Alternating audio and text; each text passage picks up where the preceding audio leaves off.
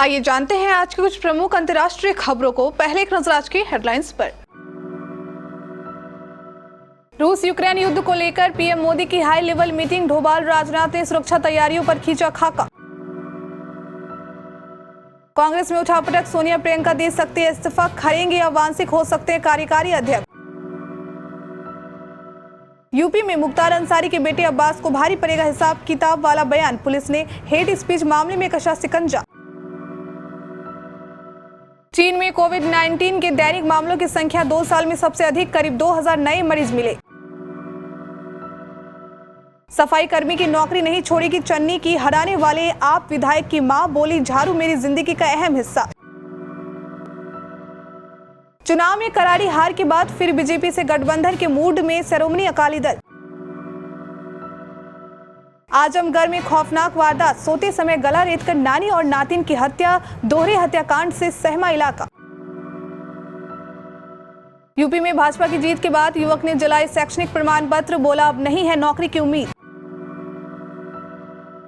Popular actress रूपा दत्ता पॉकेटमारी के आरोप में गिरफ्तार, तलाशी में बैग से मिली मोटी रकम और कई पर्स। श्रीलंका के खिलाफ बुमराह का कहर, पहली बार घर में लिए 5 विकेट, वाइफ ने किया रिएक्ट। रूस यूक्रेन युद्ध को लेकर प्रधानमंत्री नरेंद्र मोदी ने रविवार को हाई लेवल मीटिंग बुलाई। इस दौरान यूक्रेन में जारी संघर्ष को देखते हुए भारत की सुरक्षा तैयारियों और मौजूदा वैश्विक परिदृश्य की समीक्षा की गई। जब से रूस ने यूक्रेन पर अपना सैन्य हमला शुरू किया है, तब से प्रधानमंत्री केंद्रीय मंत्रियों और सीनियर अधिकारियों के साथ कई उच्च स्तरीय बैठकें कर चुके हैं। भारत ने युद्ध प्रभावित यूक्रेन में फंसे नागरिकों को वापस लाने के लिए ऑपरेशन गंगा नाम से विशाल अभियान शुरू किया है। इन बैठकों में इस ऑपरेशन को लेकर विस्तार से बातचीत हुई है। 5 राज्यों में मिले करारी हार के बाद कांग्रेस अब आत्ममंथन कर रही है।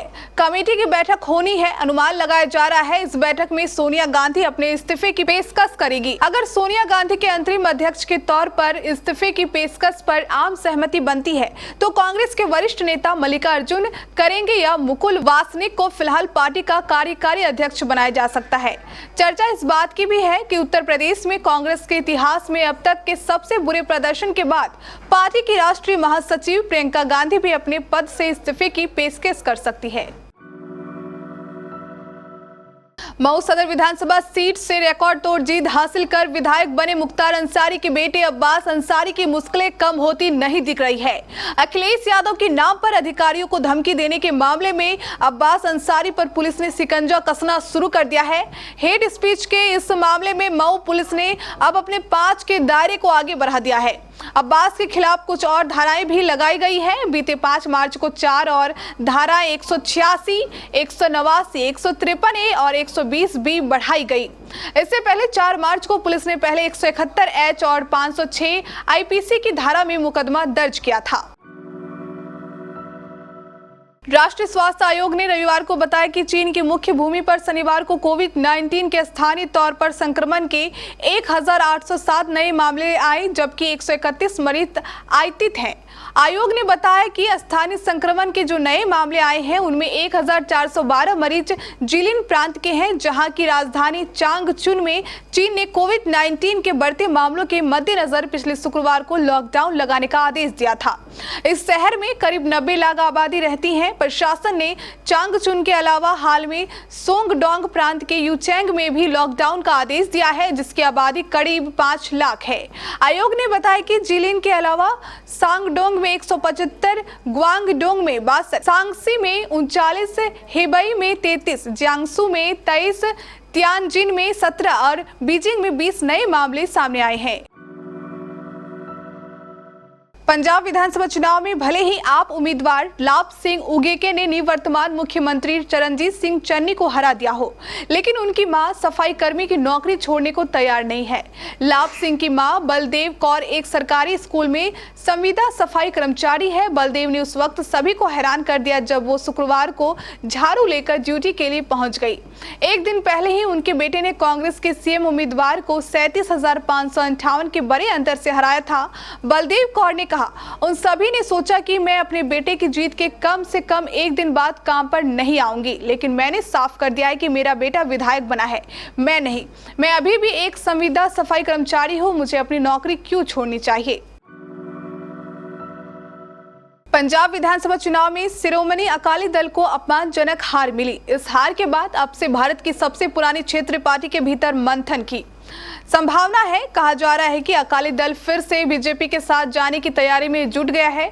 अकाली दल का आज तक का सबसे खराब प्रदर्शन रहा। पार्टी महज 3 सीटों पर सिमट गई। इसे अपमानजनक हाल इसलिए कहा जा सकता है क्योंकि पार्टी का पूरा शीर्ष नेतृत्व को खुद हार का सामना करना पड़ा। पार्टी के संरक्षण और पूर्व मुख्यमंत्री प्रकाश सिंह बादल, उनके बेटे और उप मुख्यमंत्री सुखबीर सिंह बादल, सुखबीर सिंह के साले विक्रम सिंह मजेठिया को करारी हार का सामना करना पड़ा। नुकसान ने पार्टी को फिर से स्थापित करने की आवश्यकता को बढ़ा दिया है। जिस बात ने पार्टी को विशेष रूप से आहत किया है वह ये है कि उसके मूल समर्थन आधार रूढ़िवादी पंथिक मतदाताओं ने भी इस बार उसे वोट नहीं दिया। आजमगढ़ के गुआई गांव में बंद घर में नानी और नातिन का शव मिलने से हड़कंप मच गया। घटना की सूचना मिलते ही डीआईजी व पुलिस अधीक्षक डॉग स्क्वाड और फॉरेंसिक टीम के साथ घटनास्थल पर पहुंचे। डॉग स्क्वाड और फॉरेंसिक टीम ने बड़ी बारीकी से जांच की। बताया जा रहा है कि धारदार हथियार से नानी और नातिन की गला रेत कर हत्या कर दी गई है। पुलिस घटना की छानबीन में जुटी हुई है। जानकारी के मुताबिक दीदारगंज थाना क्षेत्र के गुआई गांव में एक घर में 55 वर्षीय लीलावती गुप्ता पत्नी उमाशंकर गुप्ता व अरहोली गांव निवासी उनकी 12 वर्षीय नातिन आंचल गुप्ता रहती थी। स्थानीय लोगों ने बताया कि शनिवार देर शाम उन्हें घर के बाहर देखा गया था।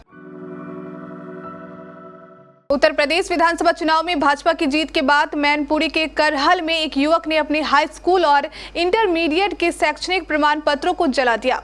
युवक का एक वीडियो वायरल हुआ है। इसमें वह कह रहा है कि योगी बाबा की सरकार में रोजगार की उम्मीद नहीं है, इसलिए उसने अपने प्रमाण पत्र जला दिए हैं। कलहर निवासी सील रतन ने शनिवार को अपने हाई स्कूल और इंटरमीडिएट के अंक पत्र और सनद को जला दिया। सील रत्न वीडियो में कह रहा है कि योगी सरकार में नौकरियां नहीं निकली थी। उसे उम्मीद थी कि 2022 में सपा की सरकार बनेगी, लेकिन ऐसा नहीं हुआ। बंगाली फिल्मों की पॉपुलर एक्ट्रेस रूपा दत्ता एक मुश्किल में फंस गई है। रूपा दत्ता को पॉकेटमारी के आरोप में गिरफ्तार किया गया है। यह घटना अंतर्राष्ट्रीय कोलकाता बुक फेयर 2022 की बताई जा रही है। रिपोर्ट के मुताबिक रूपा दत्ता को विधान नगर की पुलिस ने शनिवार शाम को गिरफ्तार किया। रिपोर्ट के अनुसार बुक फेयर में पेट्रोलिंग के दौरान एक पुलिस अफसर ने एक महिला को कूड़ेदान में एक बैग फेंकते हुए देखा। पुलिस को शक हुआ तो तुरंत पूछताछ करनी शुरू कर दी। पूछताछ के दौरान हैरान कर देने वाले खुलासे हुए हैं। महिला की तलाशी लेने पर उसके बैग से कई और पर्स मिले। रिपोर्ट के अनुसार महिला के पास से पुलिस को 75,000 रुपए भी मिले। पुलिस ने बताया कि वह महिला एक एक्ट्रेस है जो बंगाली फिल्मों में काम करती है। कुछ साल पहले रूपा ने हिंदी फिल्म मेकर अनुराग कश्यप पर सेक्सुअल हरासमेंट का भी आरोप लगाया था। श्रीलंका के खिलाफ बेंगलुरु में जा रहे डे नाइट टेस्ट में टीम इंडिया का शानदार प्रदर्शन जारी है। भारत ने श्रीलंका को पहली पारी में सिर्फ 109 के स्कोर पर समेट दिया। जिस पिच पर श्रीलंकाई स्पिनर्स का जादू चल रहा था, वहां पर भारत की जसप्रीत बुमराह ने जमकर कहर ढाया। जसप्रीत बुमराह ने कुल 5 विकेट लिए। खास बात यह है कि जसप्रीत बुमराह का भारत में यह पहला 5 विकेट हॉल है, जबकि उनके टेस्ट करियर में ये 8वीं बार हुआ है कि जब उन्होंने टेस्ट पारी में 5 या उससे अधिक विकेट लिए हो। श्रीलंका के खिलाफ बेंगलुरु टेस्ट की पहली पारी में जसप्रीत बुमराह ने 10 ओवर में 24 रन दिए और 5 विकेट लिए। इस दौरान अपने स्पेल में जसप्रीत बुमराह ने 4 ओवर मेडन भी डाले। भारत की ओर से मोहम्मद शमी और रविंद्र चंद्र अश्विन को 2-2, अक्षर पटेल को 1 विकेट मिला। ये थी कुछ हमारी अंतर्राष्ट्रीय खबरें। स्थानीय खबरों को जानने के लिए चलेंगे प्राइम स्टूडियो।